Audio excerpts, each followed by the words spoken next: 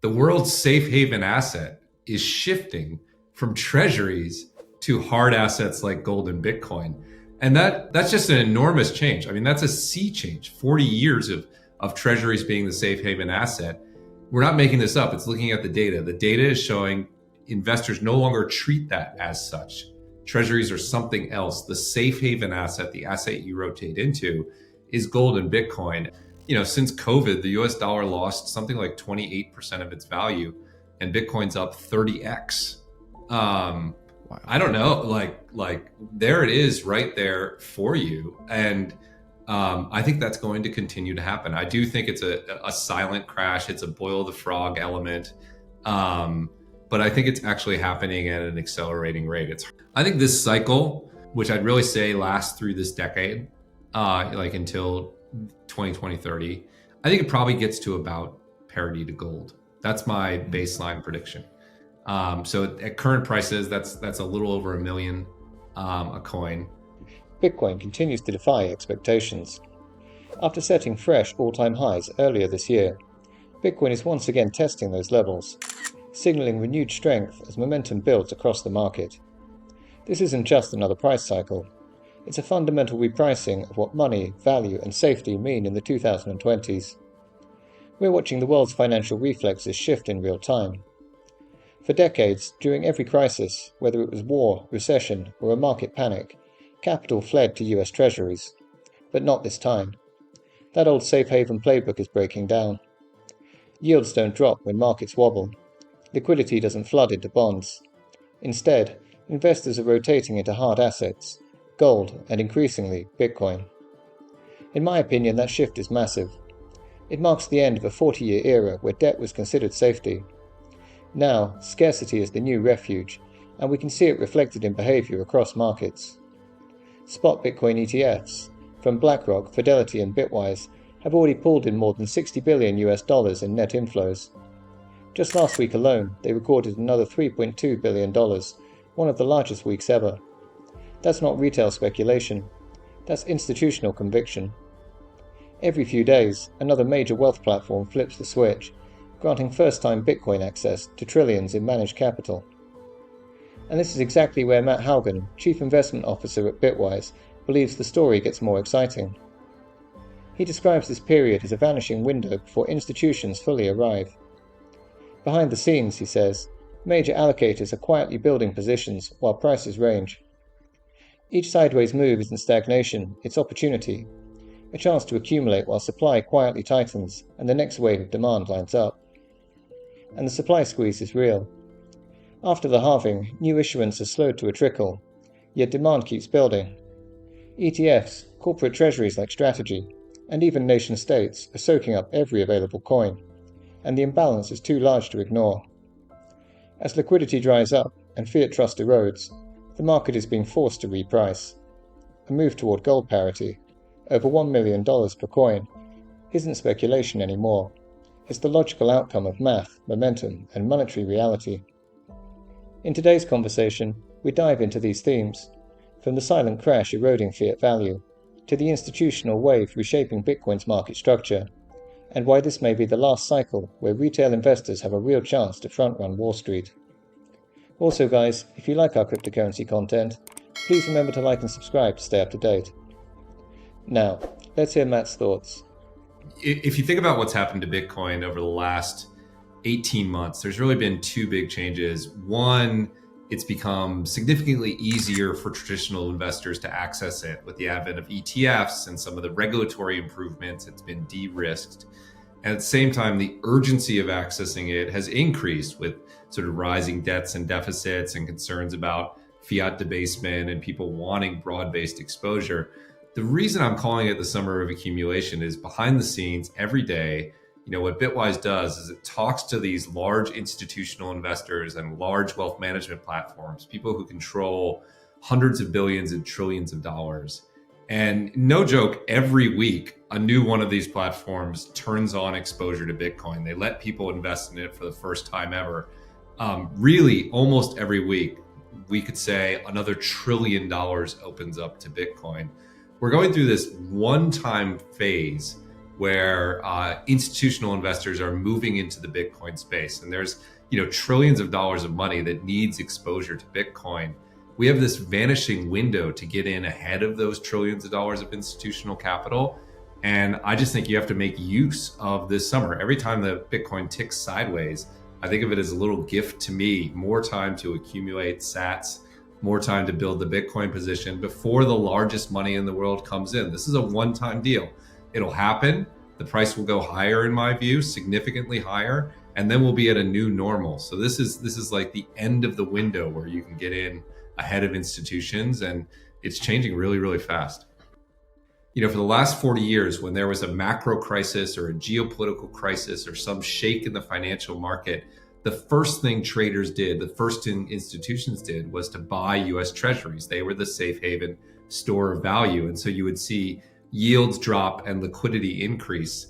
And Mohamed El-Erian, obviously one of the most important investors in the world, ex-PIMCO, part of Allianz, a global force, not a Bitcoin degen, noted that we're not seeing that at all, right? During these recent macro crises, the yields don't move on treasuries and the volume doesn't increase. Instead, where the money goes is first into gold and then within a day or two into Bitcoin, right? In other words, the world's safe haven asset is shifting from treasuries to hard assets like gold and Bitcoin.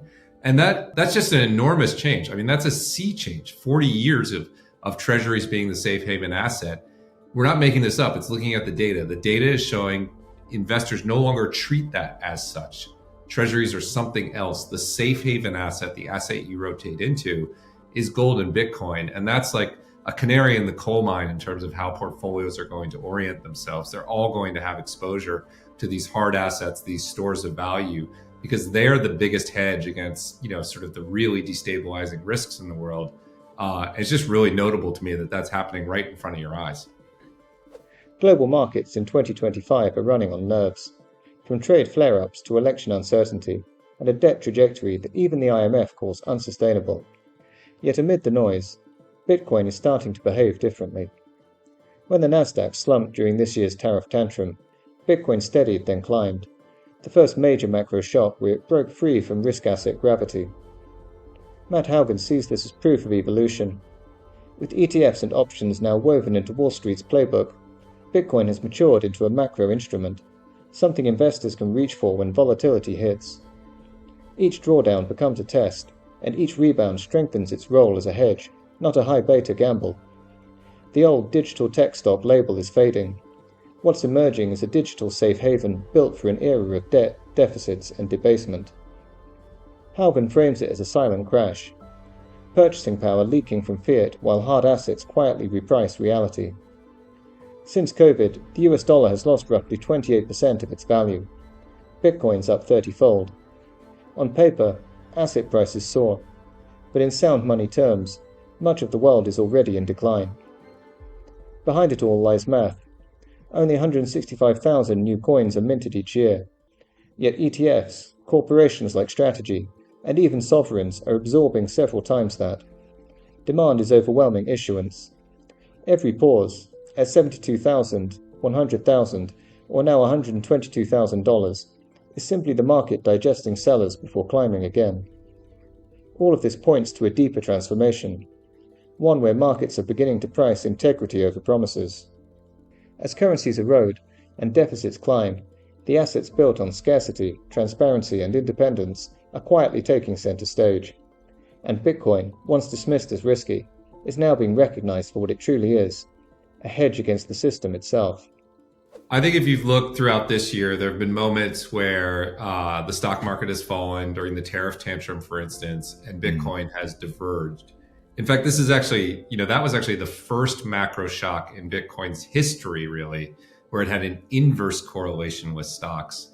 And I think what separates this macro shock from the past or the tariff macro shock, it was the first time that there were ETFs. It was the first time that there were options on Bitcoin. So it was the first time it was easy for traditional investors to access it and use it as a macro tool. And what they showed is, sure enough, they're going to use it the way it is, as a hedge. I think if you look, particularly over the last few years, what we've seen is the same pattern. Sometimes on the day of a macro shock, you see Bitcoin fall. I think the studies show that if the NASDAQ falls 2%, Bitcoin tends to fall 2.6%. But if you look over the next week or the next month, at least over the last few years, you've seen Bitcoin recover and then some. So I think these correlations are going to continue to go down. I think it's even happening now. It's just not quite at the reaction trigger. It takes the market a few days to recalibrate. But what we've seen is that once it sort of gets its footing, it finds its way into Bitcoin as the hedge exposure. And, I think we're going to see this decoupling increasingly. It's just a different asset today. It's a less of a risk asset. It's more of a hedge asset than it was 5 years ago. It was much riskier. So I think this is a natural evolution of what Bitcoin is.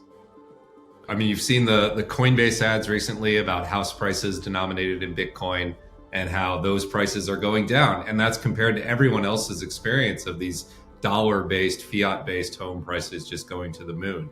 I do think that's a significant divergence. I mean, we've talked a lot about, since COVID, the US dollar lost something like 28% of its value and Bitcoin's up 30x. I don't know, like there it is right there for you. And I think that's going to continue to happen. I do think it's a silent crash. It's a boil the frog element. But I think it's actually happening at an accelerating rate. It's hard to look at those debt charts and the deficit charts and not understand that this is happening at an accelerating rate here in the US, much less around the world. I mean, we have the cleanest dirty shirt in the world from a fiat perspective. So if you think we're experiencing this silent crash here in the US, imagine what it feels like in other markets that are even in worse shape. So from a 6 to 12 month perspective, the way we look at price is just by looking at supply and demand and thinking about investor behavior. So I can be pretty specific about that. When we look at supply and demand in the Bitcoin market, we see a fundamental mismatch between net new demand and net new supply, by which I mean Bitcoin produces 165,000 Bitcoin a year, right? That's the issuance, and that's the net new supply. And whether you look at ETFs or corporations like MicroStrategy or governments, they're buying hundreds of thousands of Bitcoin, maybe in aggregate 1 million Bitcoin. So there's this massively more net new demand than there is net new supply. And that means existing holders have to sell. And the reason I bring that up from a short-term price perspective is if you think about Bitcoin's price, since really the ETF launched, it's gone in two phases. It went from 50 to 72, and then it treaded water for 6 months. And then it went from 72 to 100, and it basically has treaded water since then. The reason it stopped at 72 is that people are people, and that was the previous all-time high, and you had to work through people who were willing to sell there. The reason it stopped at 100 is people are people, and some people are willing to sell at 100, right? Like the two sleeping stop loss orders on River are 100 and 1 million, right? That's just like, because people are normal people. I bring all that up because I think this demand is just chewing through the number of people who are willing to sell at $100,000. And if I'm right and it persists, it will eventually exhaust them. And I think in the next 6 to 12 months, it'll move up to the next place people are willing to sell. And I don't honestly know what that number is. I don't think it's 117,321. I think it's probably more likely to be a round number, like 150 or 200 or 200K. And so I think there's going to be upside movement over the next 6, 12 months because there is this excess demand. And our prediction at Bitwise is it'll get to $200,000 this year, but we could be wrong about that. But that's what I think. I think this cycle, which I'd really say lasts through this decade, like until 2020, 30, I think it probably gets to about parity to gold. That's my baseline prediction. So at current prices, that's a little over $1 million a coin. Again, I could be wrong. Like, could go down. It's hugely risky. It's not financial advice. But if you think about, sort of the level of penetration it's gotten to in each cycle, this feels like the right sort of scale of penetration. And I think the supply dynamics are about right for us to get there. So that's our prediction at Bitwise. 200K by this year, $1 million by the end of the decade. We could be too bearish.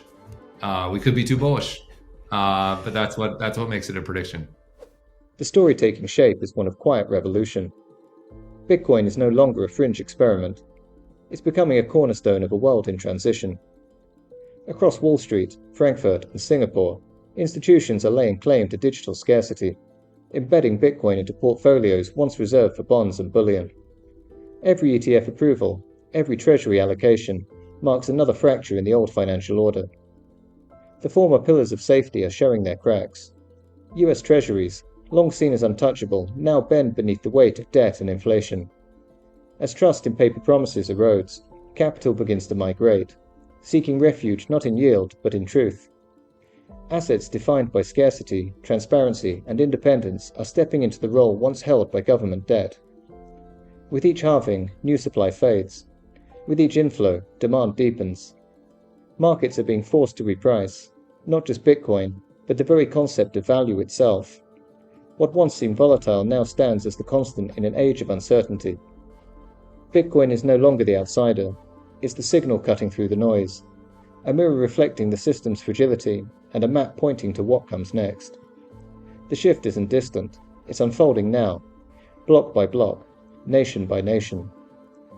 Thanks for watching, and if you enjoyed this video, please remember to like, subscribe, and share your thoughts in the comments section below.